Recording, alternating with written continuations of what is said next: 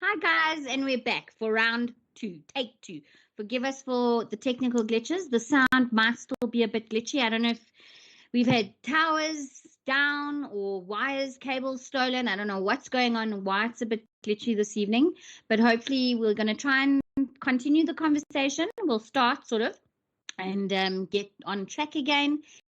And then TG's going to fiddle around with the settings and hopefully it will come right. So tonight we're discussing teenage pregnancy with someone who's and come out at the other end better. So for it, and welcome Debbie. Hi again, take 2.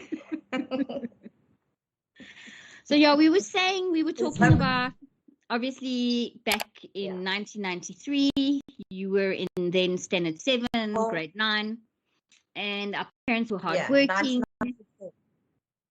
Yeah, very. And they left us alone. Yeah. Okay. But okay, fine. So, but they would leave us alone because they were working and they were hardworking families, and we would get up to stuff and we would be out and visiting at friends and swimming and catering and jolling. Not that we were, I don't think a lot of us, I think at that age we weren't into drugs, not yet. No. But we had a lot of friends and a lot of connections, and you'd met your first love. Yes, and he was a great oak. My first boyfriend. Yeah, yes. I mean, he was a good guy. We're still in contact. We'll get to that. Mm-hmm. But nothing, he was a good kid. I was a good kid. It wasn't that I was rebellious and running around, like you said. And that's the thing really that people need to understand, is that we always think that things will never happen to us, or it will never be our kids or our nieces, nephews, things like that. But it does, and that's the message that I think is important to get out there, is that there's such labeling on a teenage girl that falls pregnant. They don't know the story behind it, but immediately that girl kind of gets labeled as the slut of the school. Or, I mean, I can understand no parent wants their kid to be hanging around a 14-year-old pregnant girl, for example, but there's also a lot that goes behind it. There's a lot of factors. Mm-hmm. Looking back at it now, being a mother of 2 girls, I kind of understand that. I think I was kind of trying to fill a void, my dad, or typical daddy issues, broken homes and things like that. But you do kind of want to look for love or that connection, that acceptance in the wrong areas. So if a boy who's 16 flatters his eyes at you and tells you you're pretty and he was pretty himself. Let's remember that. He was by no means an ugly boy. We remember him well. Yes. I see Cameron's here, Nick Quinnell, Lady Leah, Michelle Lobo, Cook Patterson. So welcome.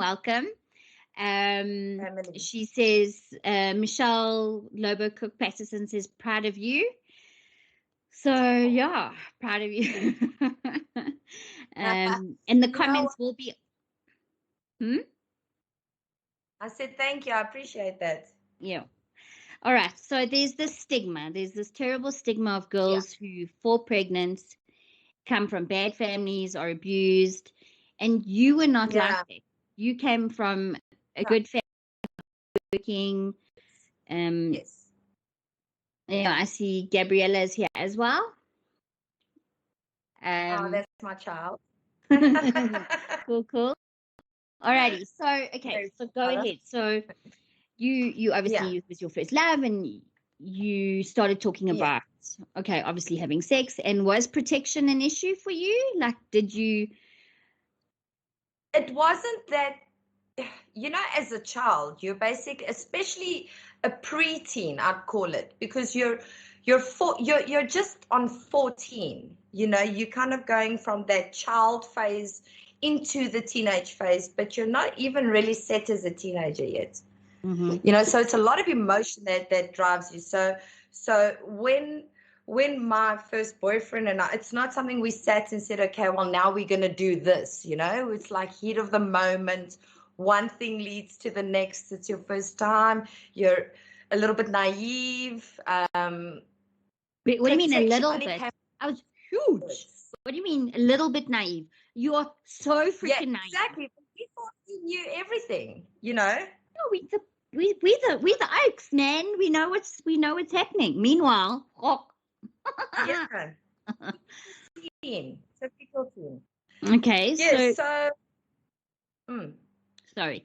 So you first love and you think you know what you're doing and yeah. you're naive. Yes. Sorry, continue. Yes. So the protection conversation came up kind of after the fact. I didn't know I was pregnant then, but he was a bit older. I think also, you know, being from a certain culture and maybe mindset, he was quite against oral contraceptive and also, you know, things like condoms and stuff. So I think teenage boys also think they know what they're doing, so they'll just use the reverse gear, and sometimes that doesn't really work out as planned, you That's what know? we were. I think that was what we were taught. And there wasn't sex ed. Look, I don't know. I don't know if I agree with all the sex education today. Yeah, That's we being didn't taught have in that back schools. in 1994. Definitely not. Okay. Um. Yeah. All right, but yeah, we had these theories to go on that if you pulled it in reverse, you wouldn't fall pregnant. If it was your first time, you wouldn't fall pregnant. Look, adults do it too, man. You know what I'm saying? They also sometimes have that theory. It doesn't always work yeah, out. no, for sure. All right, fine. So you felt pregnant. Yeah. But he was putting it in reverse, the pull-out theory, the He was pull-out 16 method. years old. Yeah, I was 14, and I'm telling you, something inside me, I just had a feeling. And obviously, you know, kind of skipped my first period, and I knew I need to go and get a pregnancy test. I don't even remember if I walked in there or if I got someone else to do it, but I remember the day. I remember sitting in the bathroom, 14 years old. I mean, I've always been a small girl as well. So it's like, looks like a 12-year-old actually, but 14 in this bathroom in my mother's house thinking, please God, let this not be positive. And then obviously it was positive. And I just cried and cried and cried and cried and cried. How Woo, long? makes me emotional. No, sure. Sorry. No, sure.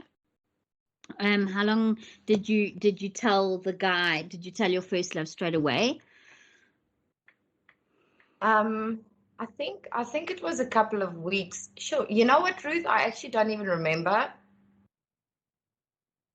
when I told him, but I think, and in those days, now we must remember it's in the 90s, so there's no such thing as like legal abortions and things like that. Although it's possible, it wasn't popular, so to No. speak.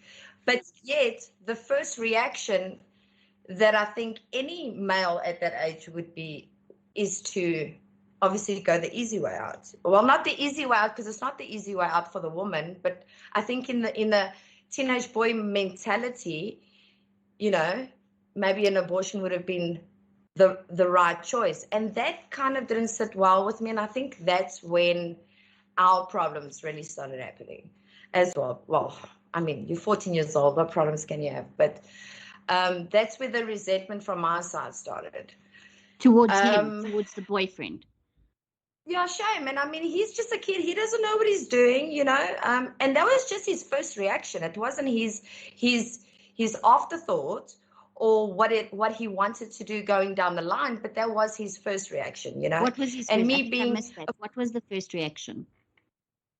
was, well, let's try and get an abortion. I mean, that way we don't have to tell parents, we don't have to get kicked out of school, we don't have to, you know, disappoint anyone. Yeah. But for me, it was an option, just for me. But Yeah. that's just my personal. I mean, And that's everyone's different, and incredible. that's enough. Everyone's story is different, you know. So my story might not end the same way somebody else's did, or maybe the circumstances behind it are different, but I think the emotion that plays out is similar. And it's hard when you're 14, you know. You don't want to go and tell your parents you're pregnant. You don't want the embarrassment of telling your friends you're pregnant. Like, I was in an all-girls school. Okay. Can we just imagine if that news got out? And it did. So yeah, my first reaction was to hide it away from everyone, because I had this instinctive feeling that I had to protect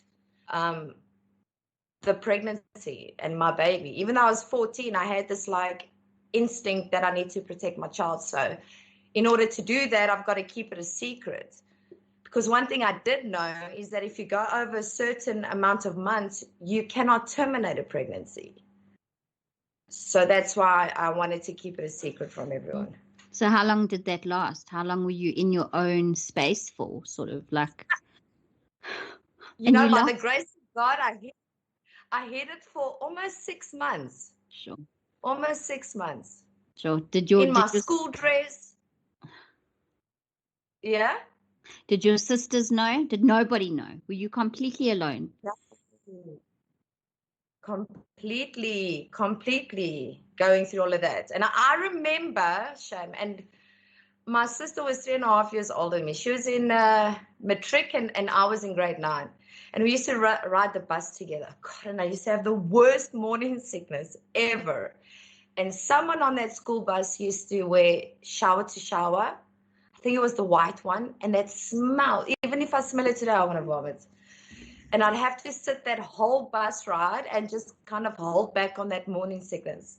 And then as soon as we get to school, I just run to the toilet and go and like vomit quickly and then head to class. It was crazy. Sure. Wow. Yeah, it was crazy. So, okay, so you dealing, yes, and you had to focus and concentrate and just, what were you telling yourself? What were you? Going through exams. We were going through exams. It was like almost the end of our exams in the second term when everyone found out and the school found out. And back in those days, I mean, you fall pregnant, you're out of the school, you are an embarrassment, you know. They don't want that tied to them. These days, thank God that we have computers and ways that we can do online schooling, or, you know, there are ways still to educate. And some schools in some schools you can actually continue in the school pregnant these days. But in those days, you couldn't do that. Absolutely. Okay, so your main reasons. I just want to sum up quickly. Sorry. So the main reasons you hid it were obviously you didn't want anyone to find out because there was the stigma of embarrassment, and you were afraid that you know they were going to force you to get an abortion. And at that stage, I mean, were you talking to your boyfriend at that stage? Was he just like I'm done? Was it rough?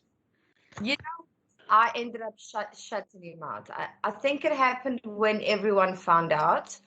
And how everyone found out was, I don't know what thought came into my head, but I thought the last thing I want to do is embarrass my parents or be a disappointment to them. My younger brother and sister, twins, they were in nappies at that stage. Both my mom and my stepdad, they worked from, morning till they got home 6 o'clock, you know. It was a lot to put on them, and I knew that I wouldn't be able to hide it any longer. So I wrote my mom a letter, and I just said that I didn't want to see any disappointment in her face, and that I had to leave. So I packed a bag, and I don't know where I thought I was going to go, what I was going to do, but for some reason I ended up at Sunny Park. Place we all ended up at, yeah. Why? I don't even know. I think I was going to go and sleep in the parking lot, or that was the plan or something. I don't even know what plan I had, but I just had to protect my baby. That's all I had to do. and I didn't want to embarrass my parents at the same time. And then, of course, when my mom and them got home, I wasn't there, and she found the letter. And then she phoned my best friend, which actually lived in the same block of flats as me. So she had to tell my mom that I was pregnant, you know. What else could she do? And then somehow they found me at Sunny Park. And then we got home. And then, oof, everything that I was trying to avoid, you know what I'm saying, happened all at the same time. So we get home, and I just remember the look in my mom's face. And that was the look that I didn't want to see. I never wanted my mom to have that for me, you know, look of disappointment and like, anyway, so she says to me, how many months are you? And I'm like, keeping quiet, and she's like, 2 months, and I'm like, no, and she's like, 3 months, and I'm like, you know, a bit higher. She's like, 4 months, I'm like, no, I'm 5.5 months. Sure. And then she absolutely, I think she just started crying, and she freaked out, and she walked to her room. And the one thing in this whole thing that I'll always remember is my stepfather came straight up to me, and he grabbed me and he said, always remember that you will never be a disappointment. And I think that kind of gave me the little bit of hope that I didn't have, you know, that little light at the end of the tunnel, that maybe there's like coming back from this, you know. Wow. So that was a bit hectic. That's powerful. Sorry, I'm getting choked up because I think it's so important for men to realize. And there's a question here from Nick who can talk, asking about your boyfriend. But what I want to say is that it's so important for men to realize that they have to step up. And whether you're a stepdad or are you talking about my stepfather? Yeah. Okay. Yeah. You know. Yeah, Shane, he did hard for him. My stepdad was the rock that I needed through the whole process. And my sister, my older sister, she was a huge support system, and she tried to protect me through the whole process. And I'll always love her so much for that. Yeah, it was hectic. So the next thing was obviously after the shock. Okay. Sorry, Nick. Oh yeah. So Nick who says, so everyone's just showing you lots of love. Everyone's saying like what amazing, and like I mean, if I want to such a like they just, I think, empathize with you. Claire Witcher says brave and strong. Lyndall Cowie's showing you a big heart. Everyone's got hearts. And then Niku says, Debbie, how did the boyfriend handle the situation in contrast to how you were dealing with it, if you know? So my plan is to try and get him on maybe at a later stage. But okay, so let's focus. So, all right, the cat was literally out the bag. Okay. So yes. So after the shockwave, now we need to think, okay, well, what the hell are we going to do with this 14-year-old pregnant child who's in an all-girls school, you know? And my parents luckily thought, okay, she's got 2 more exams to do. So if she could hide it this far, I'm sure she can hide it for another 2 exams. And then it's the end of the term, and then we'll quietly leave that school, you know, and then I don't know, have the baby. And I'm not sure what the rest of their plan was, but that was the initial plan. So I remember I was getting ready. Yes, Ruth, it must have been about 2 days later. I was writing an exam, and I was getting ready to write the exam. And then I heard the principal on the intercom calling me to go to her office. So, and that's the thing, the way that they used to handle it then and the way that they handle it now, it was so embarrassing. I think being an adult now and having 2 girls, there is still a way that you can deal with things.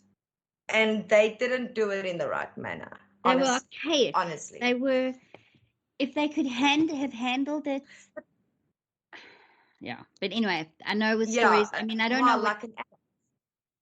Yeah, okay, so it's carry on. So you were called to her office alone, I take it, with nobody, no parental support, no nothing. 100%. mental anything. That's the point. I'm 14 years old. I'm still a kid at the end of the day. Yes, I'm thinking I'm an adult, but I'm still a kid.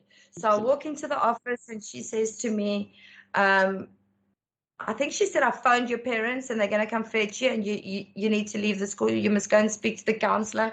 I don't know what I'm supposed to speak to the counselor about, but I must go and speak to the counselor, and basically that's it, I'm done.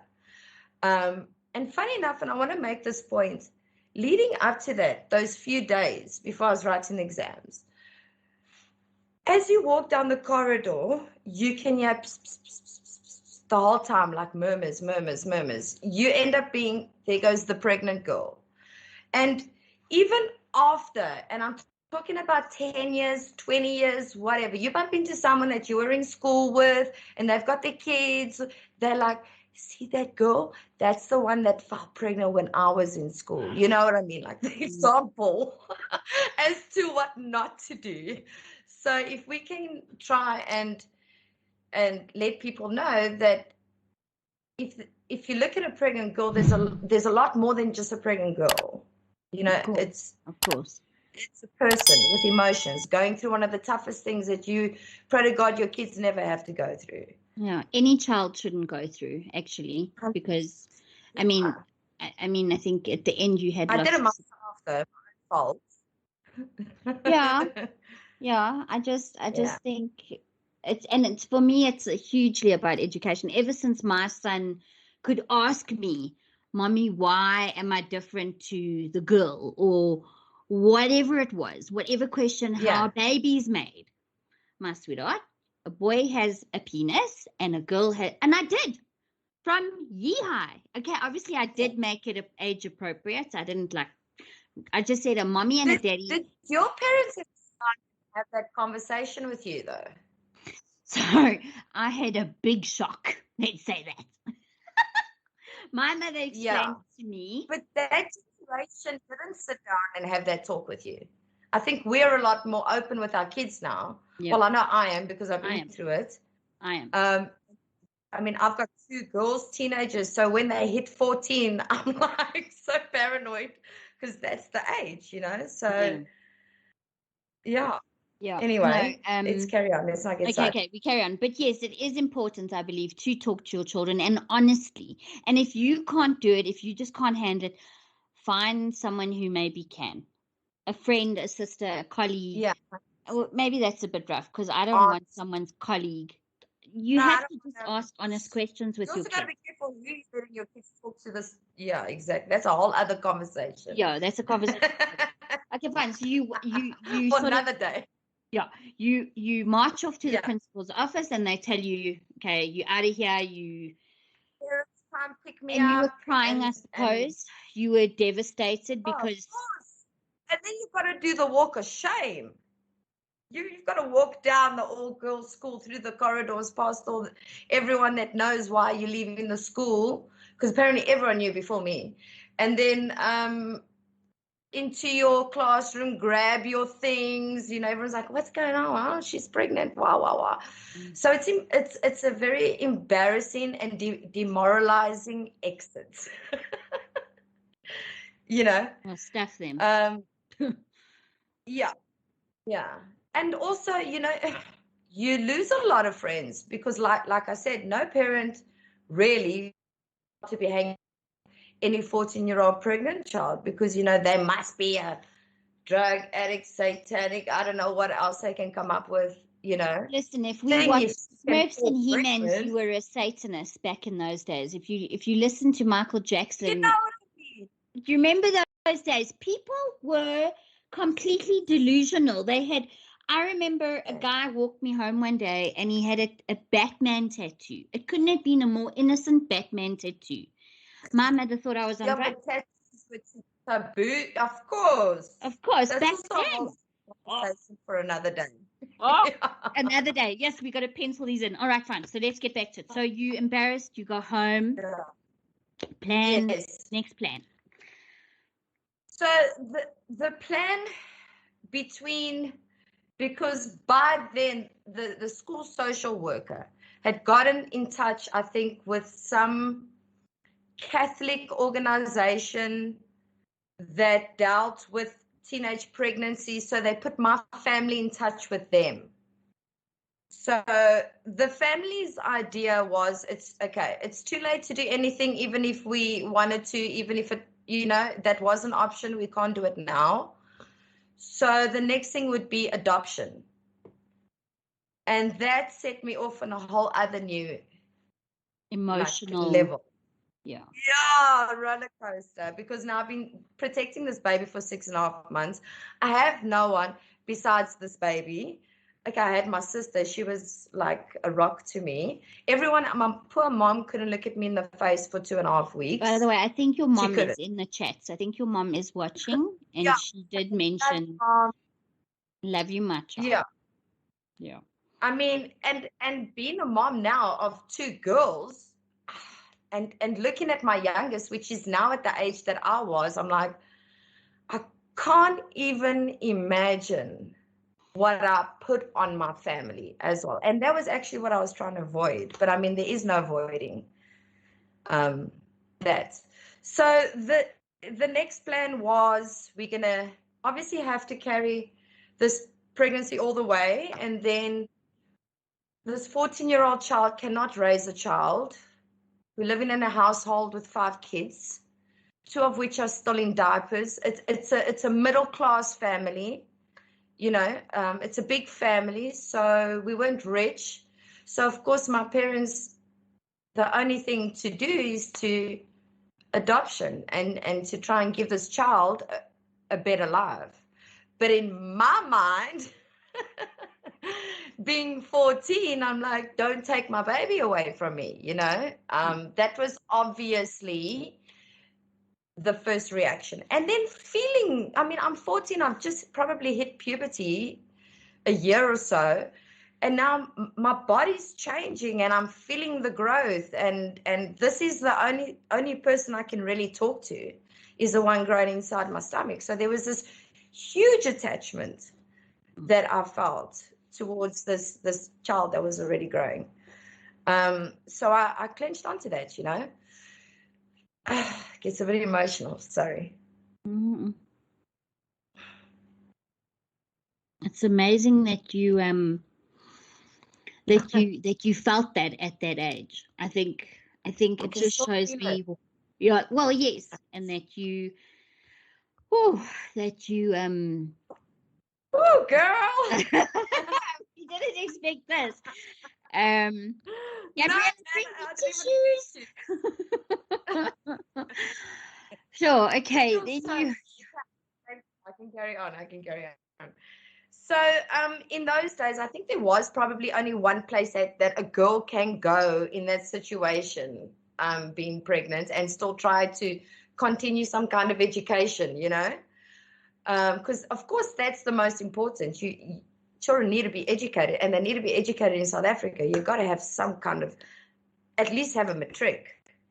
But like today's day, you can still go to school and be pregnant and get your matric, or do it online. In those days, you couldn't. But there was one place that my mom and stepdad did send me to, which was a Catholic boarding house with nuns. No offense, Lord Jesus, thank you.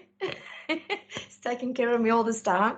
But I mean, it's a little bit daunting when you're 14 years old, you've never been away from home, and now you're in this boarding lodge with various girls of various ages that are pregnant from all walks of life.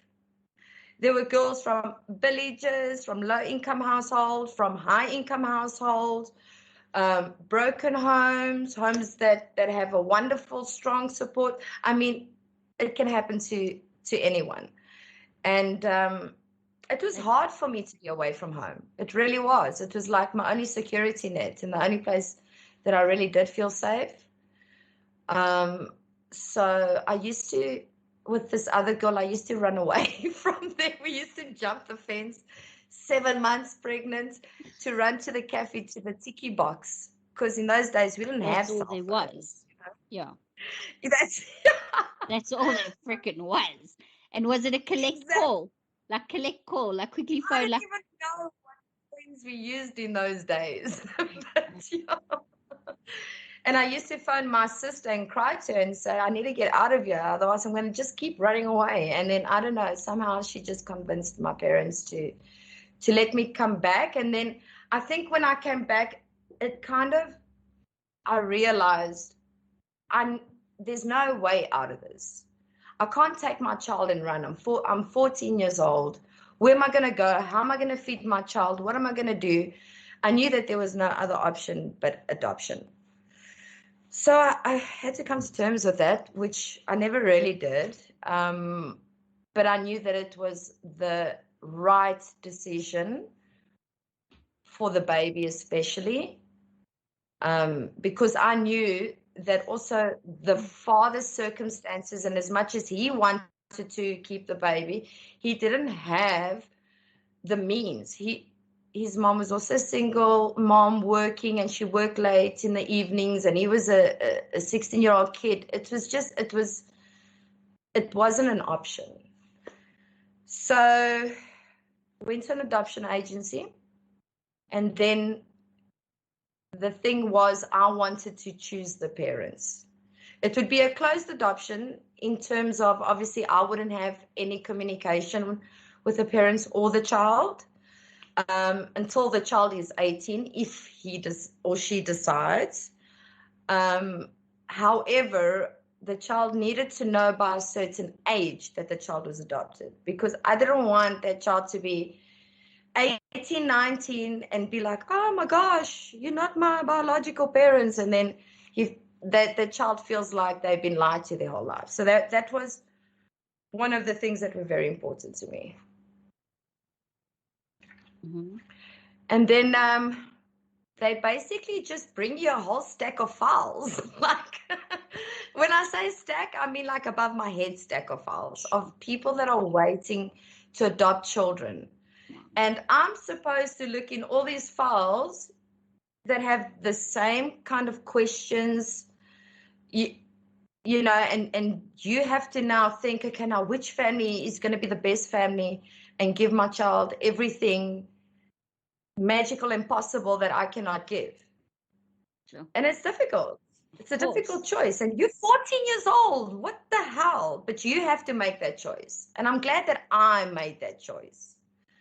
I think you're an old soul. Just to say, I think you are not a normal 14-year-old by no means. Yeah. I think you are an old and very wise soul, Deb. And ironically enough, God, seriously. Seriously. I had no common sense then. Come on. Or after, in fact. No, but or after. No, okay, I'll write the idea in my head down. And okay, but sorry. So you had all these files, you had to go through them. Okay. Yeah. Flip. All right.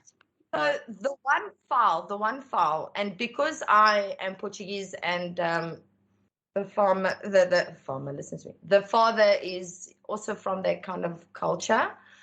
I knew that the child would have certain, maybe he'd end up with dark hair and dark eyes, even though I'm light, you know. Usually you're prone to take that side of things, and I didn't want him to look out.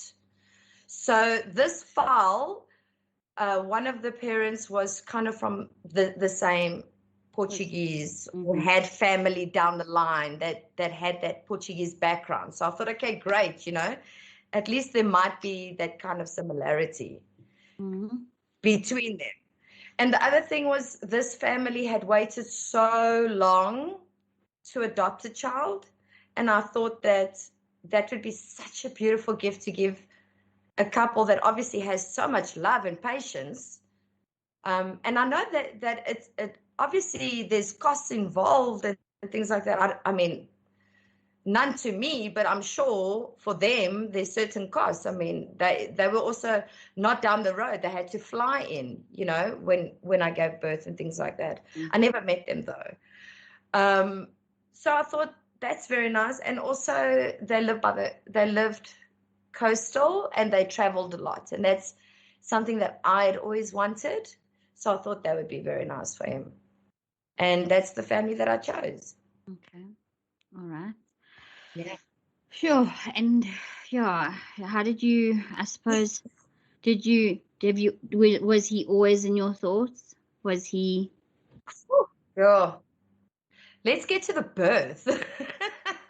Okay, yes. So you're 14 and you go to the local district government hospital. Yes. Oh my God. Yeah, moeders born in those days. Moeders. Terrible. Worst experience of my life. Wouldn't recommend. I, I had my At son there. all. No shame. Students. So when they poke and prod you, and of course it's gynecology. Hello. Yes. Hello. There's 15 of them that need to examine. Not just Yes. one doctor. 15 of them that need to examine. Now you're 14. You feel so scared, so invaded, a little raped almost. You know what I mean? Being poked and prodded in all the most uncomfortable areas. It was very, yeah, it was a tough experience. And then I remember at 5:30 one morning, I woke up with the sharpest pain I've ever in my life felt. And I like shut up. And then I try to crawl to my mother's room to tell her that I think I'm having this baby. And I was just screaming because it was so bad. And that was just the start of the contractions. So my parents raced me to Moedersbond Government Hospital, maternity. And I sat there for 18 and a half hours just having contractions in labor for 18 and a half hours, 14 years old, basically the size of a 12-year-old. My mother was so strong. She stood by me and she rubbed my back. And I can't imagine as a mother looking at your baby, which is just a child, in so much pain, and there's like nothing that you can do about it. And I remember seeing the pain in her eyes. Yeah, I'm very grateful for her. Anyway, after 18 and a half hours of excruciating pain, I finally gave birth. And then from there, you are not allowed to see the baby at all. Like the baby, basically, they don't even hold it up for you to see the baby. So after all of that, all you want to do, after 9 months, being kicked out of school, losing all your friends, disappointing your family, feeling alone, all you want to do is just look at your child and just make sure that he's okay. But they take the baby away, and then they give you sleeping tablets. So I went to sleep, and then I woke up the next morning, and there's nothing in my stomach anymore.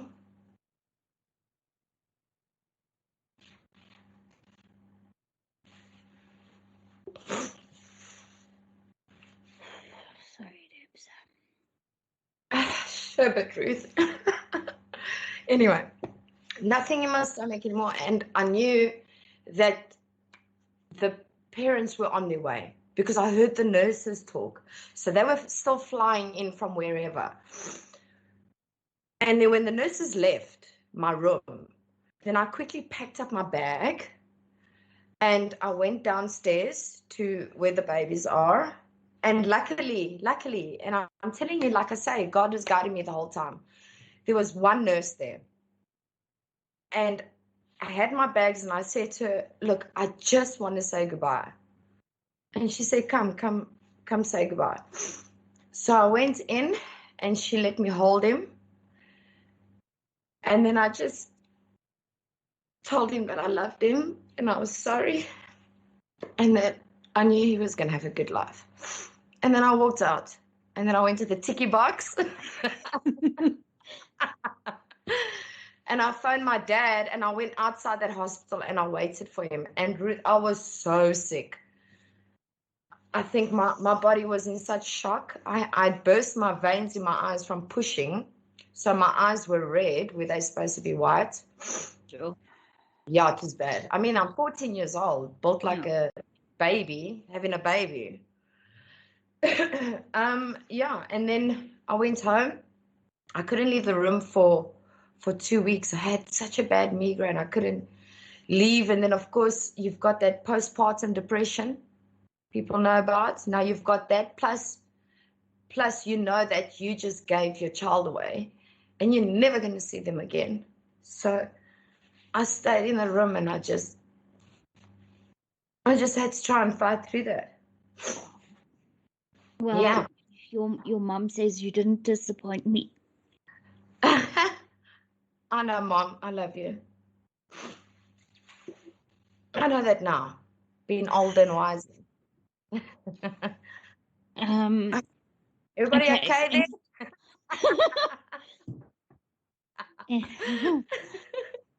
All right, Yeah. and then sure. Yeah, so basically from there, no contact for 18 years. Growing up, a teenager into adulthood or adolescence, and then adulthood.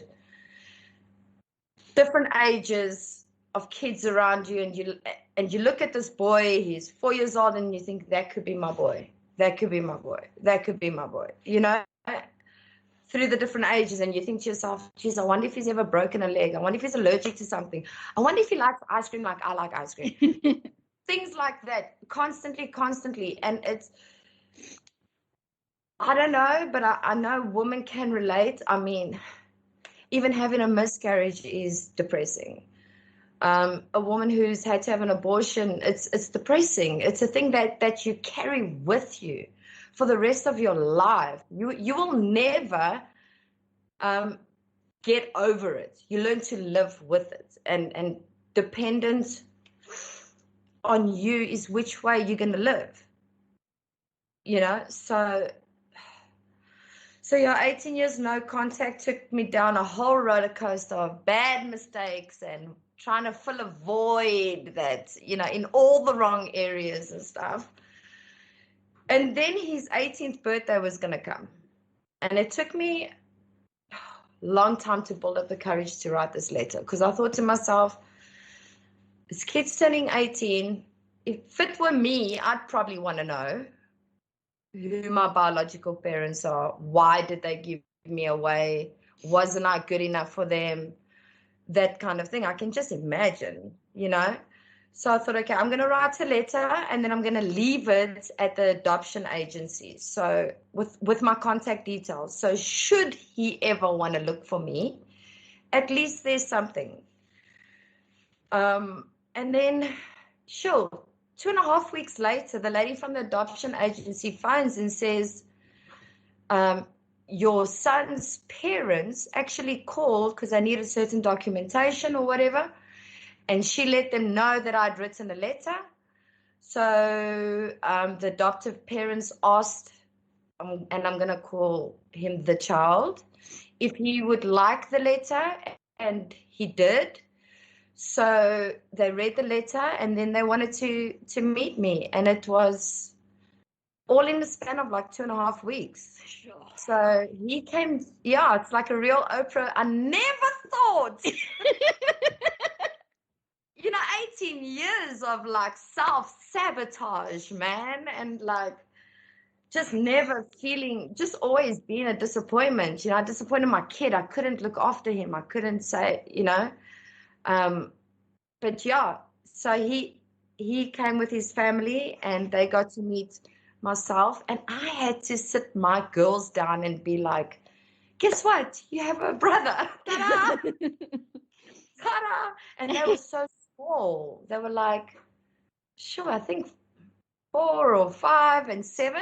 So my oldest child understood. My youngest child was not really understanding. Where does this brother fall from? Fall from heaven. So, yeah, definitely. So I had to tell them the story, but also like in a way that a 7-year-old and a 4-year-old can understand. But without crying, tell them the story. You got me crying. Yeah. So, so the adoptive family and the child got to meet his biological father and his wife and their children, because now it's not only, I found my mother. My mother's got 2 daughters, and guess what? She's still in contact with my biological father. yeah, we've remained friends. I mean, his whole family, beautiful family, you know. Mm. So for him, it's meeting all these siblings that he all of a sudden has, which must have been mind blowing for him as well. Plus Portuguese, so it's like auntie, vovó, oma, because now obviously my mom, you can imagine that meeting. That yeah. So yeah. So I mean, it did end well. My story ended with us all being in communication and finding that bond again. And even though I can never be his mother, and she's amazing, and his family is amazing. Let me tell you, I did choose the right fit. Like, I'm so blessed. There's so many children that, and it's so sad that they get adopted into families, and I don't know why they even want to adopt kids, because they are so mistreated. And I'm just so blessed that my child was, well, yeah, my child will always be my child, even though he's someone else's child. In my heart, he'll always be my child, even though I can't be his mother. I can be someone in his life that can say happy birthday, Merry Christmas, Yes. talk, how was your day? Oh, you got a girlfriend, she's beautiful. Things like that. You'll be at his wedding. I mean, I've seen photos on. Maybe, I hope so. Of course, I think so, definitely. If I wasn't, I take what I can get. Rosemary Pretorius is here. Gabriella is saying, I remember that day. I was actually sad because I wasn't the oldest anymore. Yeah. Oldest of my girls. And then there's a gentleman, Nikunal, again. The experience and emotion shared with us viewers the past few moments is really eye-opening and touching. This is and should be a beautiful message for a lot of people. So thank you, Niku. But I think I'm just a girl who went through a struggle, and lucky I ended up on the other side, but there's many that don't have that, and luckily we live in a time where those girls can go to a church member, a social worker.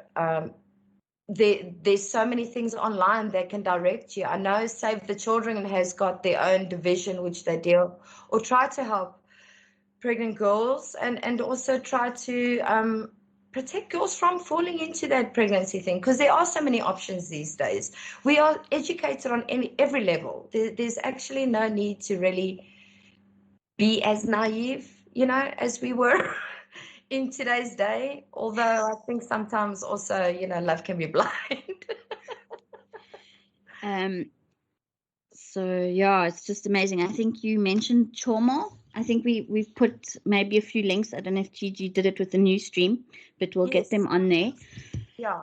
For people to see. Girls, and I think that's the important thing. Prevention is always better than cure, but you know that there are 100,000 teenage pregnancies a year in this country. Teenage pregnancies. Not all of them are, please. It's not low income households. It's from all over. I experienced it. I mean, if you're a girl and you have a boyfriend at a young age, and you think this is you know what you think. Yeah, this is the one. Everyone. Or if it won't happen on the first time. Oh, this is it. Yeah. And I think can't happen on the first time. Give yourself time, and you what I wanted to say earlier, you say that. So a small thing in Judaism is just that children actually choose their parents. Yeah. And this is the thing we believe. And even if it's for a short time, like a miscarriage, it's something that we believe. We don't see it as a curse. We see it as a blessing, that child needed to come back, that soul needed to come back. And when you were telling me earlier about your choices of, I'm actually shaking. I don't know why I'm shaking. Because like I was there, and you pushed everyone away. You did, but besides, you didn't know. I didn't know. Were they curious or did they really care? What was that, just something to talk about around the dinner table? Or did you really, like, not you, but I'm saying, did people like really, really care, you know? No. So I don't know. No, but I think, and this is what's amazing, is that everything turned out well and good in the end. Thank you, God, really. I mean, I never thought it would. So, and yeah, I'm telling you, you're going to be at that wedding. I'm going to see the photos on Facebook. The whole familia. Yes. I wish I could brag about him, but he's such a good, and it's like such a humble kid. And I was so scared meeting this child that I have to explain, why did I abandon him? None of that. He just naturally understood and accepted. And it's just so beautiful how much love he and his family have, and that they are willing to share. Wow. Just like powerful. Meant to be, like, you chose, everything was from God, like every moment was from God. I'm not there every day, you know, I'm not those things, but I'm just glad that he has had a wonderful life. And yeah, You enabled that. And Tracy Bart, she's a great support. She actually does photography for neonatals. She goes into theater and she takes pictures for families of birth. Yeah. Oh, wow, that's amazing. Yeah, and she says, yeah, in the end, everything will be okay. And if it's not okay, it is not the end. At the end. Yes, Tracy. From That's the one movies, of my sayings too. I love it. from the very best exotic Marigold Hotel. I need to watch that. And Olga Kaplan says, he is such a beautiful child, and I thank God he is back in our lives. So proud of you, my Debbie. Aw, love you, Mom. Just a girl that survived. My message to anyone, and this is the main thing, is that you can honestly rise from anything. Even the ones that you think are gonna kill you, don't kill you. You can rise from it. And if someone can just feel less lonely with your story, then that's the goal. You know, 5 minutes of where that person just doesn't feel so alone. Little understood, a little bit of empathy, you know, before we stigmatize people. Let's just think it's human beyond there. Yeah, you have no idea what happened, how'd they get that way, what's going on. And I think it's with everything. I think especially what we're going through now, it's so important to have empathy and know that this too shall pass, you know. 100%. 100%. Yeah. Sorry, Ruth. No, don't apologize. This has been, for me, it's been healing. I think I usually take a day. Thank you. Thank you. And thank you to the listeners, because it's a lot. You know, you don't know how people are going to take your story, and it's your story, and you just feel like a little, you know, pebble in the ocean of people with stories. So everyone has their story, and I think no one story is worse than the other. We all feel that pain and that emotion and loneliness at some point of our lives. And I think even though we might not relate to maybe the teenage pregnancy, we can relate to those things. So yeah, if I've gotten through to anyone, then I'm happy. Amen. No, thank you, Debbie. Yeah, and thank you everybody for watching. And share the story if you know someone who's going through something similar, or share this. And just keep praying for a better day. And thank you. But yes, stay on, and I'm just gonna say goodbye, everybody, and be safe. We'll see you next week. We'll see Debbie again. Bye, guys.